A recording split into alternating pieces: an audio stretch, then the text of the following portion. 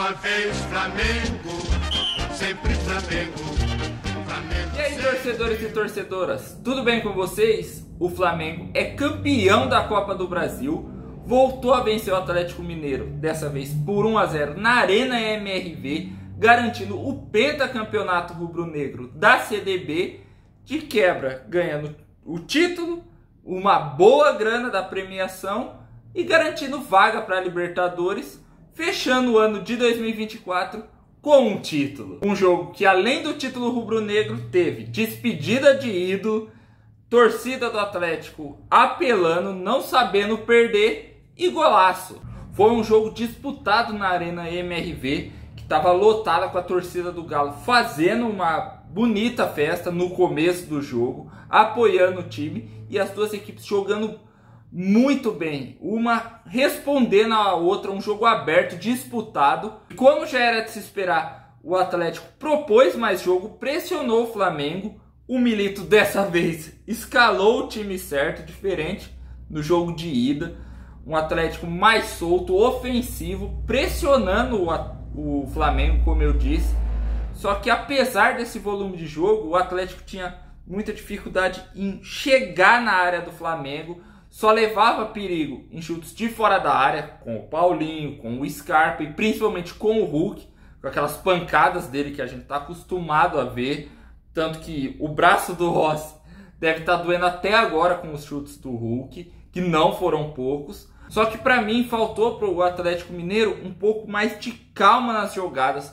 Por estar com uma desvantagem alta, eles estavam muito desesperados, queriam logo fazer um gol. E por ter essa pressa, acabavam tomando decisão errada em alguns lances.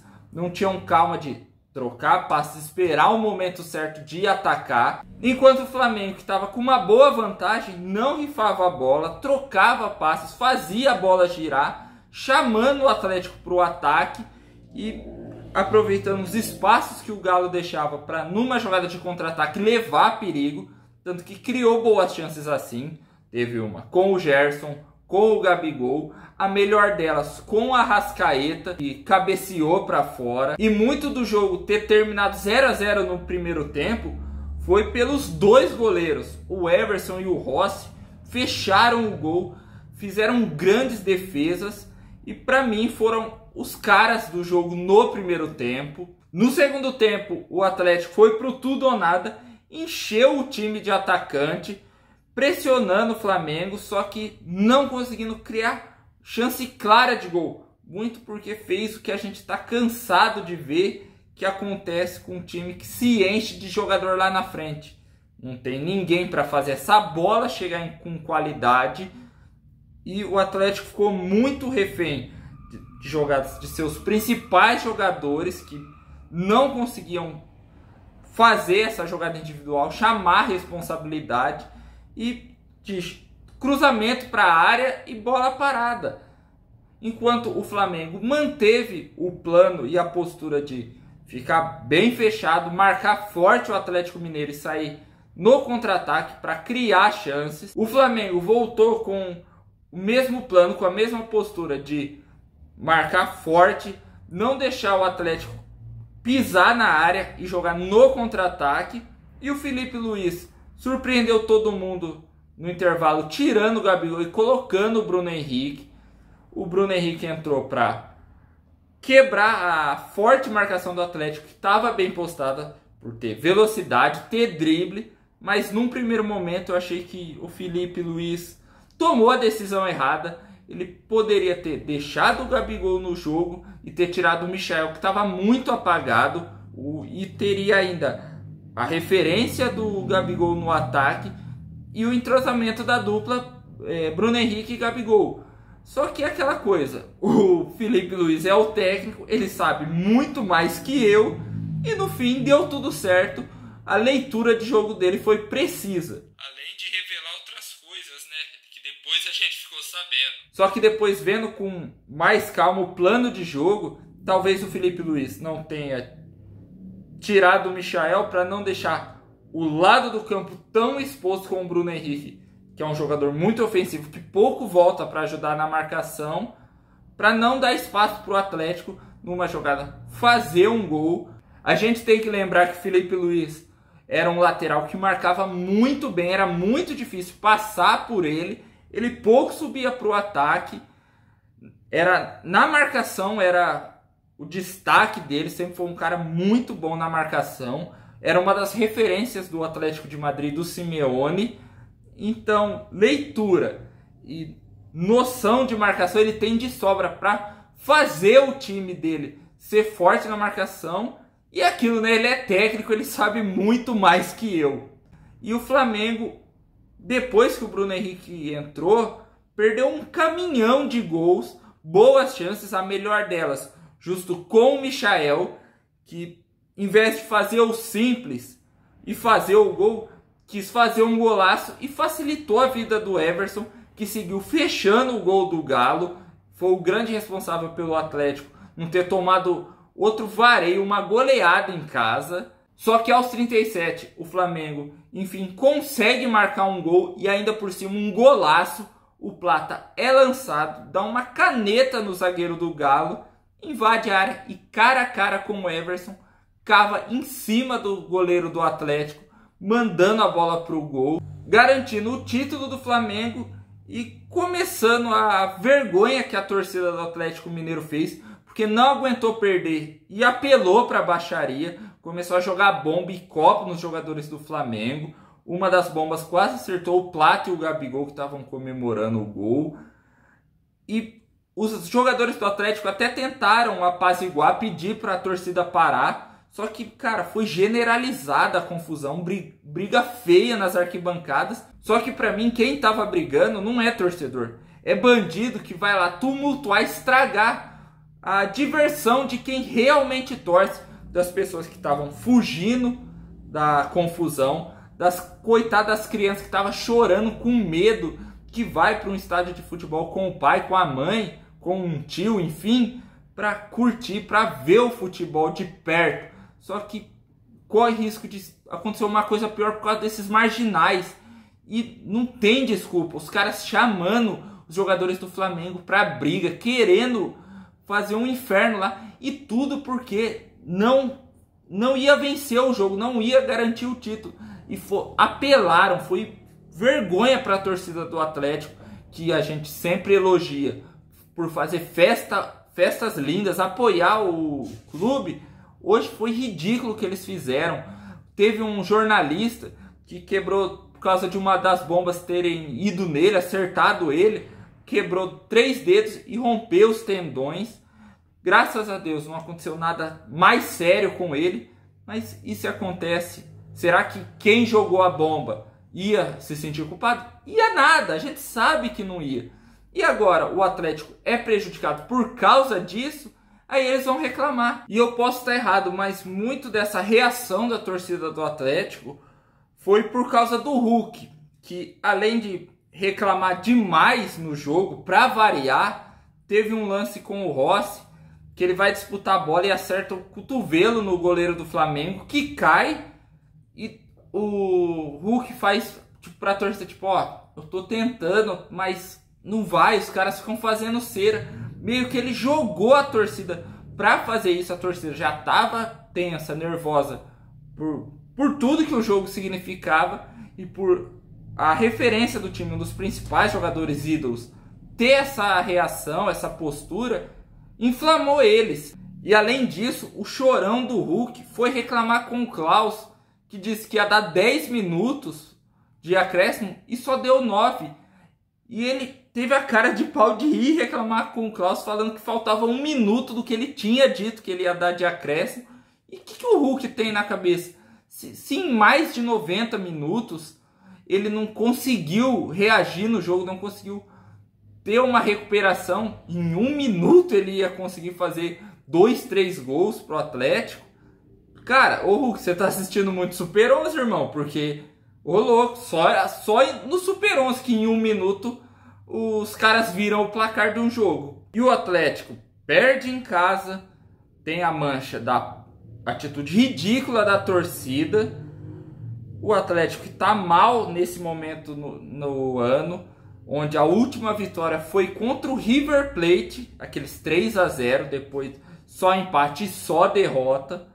Perde esse título da Copa do Brasil, mas ainda tem chance de terminar o ano com um título, que é o da Libertadores, contra o Botafogo. Só que precisa reagir. Sentiu a falta de dois dos principais jogadores hoje do Galo, que é o Daverson e o Fausto Vera. Só que o investimento que o Atlético tem, os jogadores que tem, era para apresentar um futebol muito melhor. Muito dessa perda do título vai para a conta do Milito pelo jogo de ida, em que ele foi retrancado. Eu falei isso no vídeo do jogo de ida, depois assiste lá. Só que o Atlético precisa vencer títulos grandes, porque o investimento que fez para esse time foi alto, e se não fizer isso tem que abrir o olho, que senão vai se encher de dívida. E a gente sabe o que acontece com um time que se enche de dívida. É perigoso sofrer transfer ban e daqui 2, 3 anos tá afundado em dívida e ser rebaixado, enfim. E o Flamengo, mesmo com essa confusão, garantiu o título da Copa do Brasil, o pentacampeonato rubro-negro, em sua terceira final seguida. Foi em 22, 23 e 24, aonde ganhou duas, a de 22 e a 24, e a de 2023 a gente lembra, né, muito bem quem ganhou, principalmente eu, né? A Copa do Brasil chegou de vez. E o Flamengo já tinha praticamente garantido o título no jogo de ida, e na volta soube jogar com o resultado e o regulamento embaixo do braço e soube ser preciso nas chances que teve, apesar de ter perdido vários gols. Poderia ter vencido com um placar muito mais elástico, mas fez o básico e garantiu o título, o primeiro do Felipe Luiz como treinador, e no momento que ele chegou no Flamengo, o time sem confiança, ele fez os jogadores recuperarem a confiança, superarem o mau momento e conseguirem esse título, salvando a temporada, fazendo o Flamengo apresentar um padrão de jogo, fazer bons jogos. Pode estar sendo muito cedo para eu falar isso, mas eu acho que o Felipe Luiz, em alguns anos, vai ser um dos principais técnicos do futebol brasileiro, e a gente vai estar pedindo ele na seleção, porque o cara é muito inteligente, sabe montar o time, soube aproveitar o ponto forte, ver o ponto forte e fraco do Flamengo e dar o equilíbrio, fazer o time voltar a ter a confiança, mesmo com vários jogadores fora. O time apresentou um bom futebol e garantiu o título, é merecedor. E quem está saindo do Flamengo é o Gabigol, que depois do título anunciou que está de saída do Flamengo, não joga no Flamengo em 2025. Ele, que é um dos maiores ídolos do Flamengo, a gente pode dizer isso, se tornou um dos caras mais vitoriosos com a camisa do Flamengo, superando o Zico e o Maestro Júnior com 13 títulos. E o Gabigol, que viveu altos e baixos com a camisa do Flamengo, teve problema do doping esse ano, problemas com o Tite, forçou sua saída em muitos momentos do Flamengo, onde tem o episódio da camisa do Corinthians, parece que tentou negociar com o Palmeiras, mas não foi para frente. Teve a chance de se recuperar com o Felipe Luiz, mas acabou dando problemas. A gente depois ficou sabendo que o Gabigol, quando foi substituído no intervalo desse jogo contra o Atlético, bateu boca com o Felipe Luiz e o Marcos Braz. E o próprio Felipe, vendo que isso poderia dar problema num futuro, optaram pela não renovação do Gabigol no Flamengo. E o Gabigol acabou sendo muito culpado por isso, por causa dessas atitudes dele de querer mandar no time, ser a estrela maior e ter todas as suas vontades atendidas. Acabou sendo mimado e acabou saindo do Flamengo. Sai um pouco com a imagem manchada, por assim dizer, mas é inegável que é um dos maiores ídolos da história do Flamengo e vai para sempre ter seu nome na história. Cara, desde 2019 o cara ganhando títulos com o Flamengo e sendo decisivo. Toda final do Flamengo ele fez gol. E agora o Gabigol vai para o Cruzeiro, ou seja, ainda vai dar muita dor de cabeça para o Atlético Mineiro. E quem sabe não vai ter lei do ex contra o Fla. E o Flamengo teve outros jogadores que foram heróis dessa conquista da Copa do Brasil. O Rossi, que fechou o gol, colocou o Hulk no bolso nos dois jogos da final. Léo Ortiz, o Léo Pereira, principalmente o Gerson, que para mim hoje é o melhor jogador do Flamengo. O Wesley jogando muita bola. O Arrascaeta não foi aquele Arrascaeta que a gente está acostumado a ver, porque está machucado, agora vai sair de cena para se recuperar para 2025. E agora com o Flamengo, com esse título da Copa do Brasil e o Pix da CBF, vai ter dinheiro, ainda mais dinheiro, para investir no time e garantiu a vaga para a Libertadores do ano que vem, que era o grande objetivo do Flamengo, terminar o ano com o título e a vaga para a Libertadores. Objetivo cumprido. E é isso, pessoal, eu vou ficando por aqui. Se vocês gostaram do vídeo, dá um like, se inscreve no meu canal, ativa o sininho para não perder nenhuma novidade, compartilhem o vídeo se vocês puderem. Fazendo isso, vocês me ajudam muito. O YouTube entende que vocês estão gostando dos vídeos e eu entendo que eu estou no caminho certo, então bora me ajudar. Também comentem aí o que vocês acharam desse título do Flamengo. Você, flamenguista, deve estar comemorando pra caramba. Torcedor do Atlético deve estar triste, chorando igual o Hulk. Vamos bater um papo legal. Quem torce para outro time como eu, conta aí para quem você estava torcendo. Vamos bater um papo legal. Também não se esqueçam de me seguir nas minhas redes sociais. O link vai estar na descrição. Também na descrição o Insta do Bigode. E é isso, galera. Até o próximo jogo. Valeu, falou. E parabéns, Flamengo, campeão da Copa do Brasil de 2024.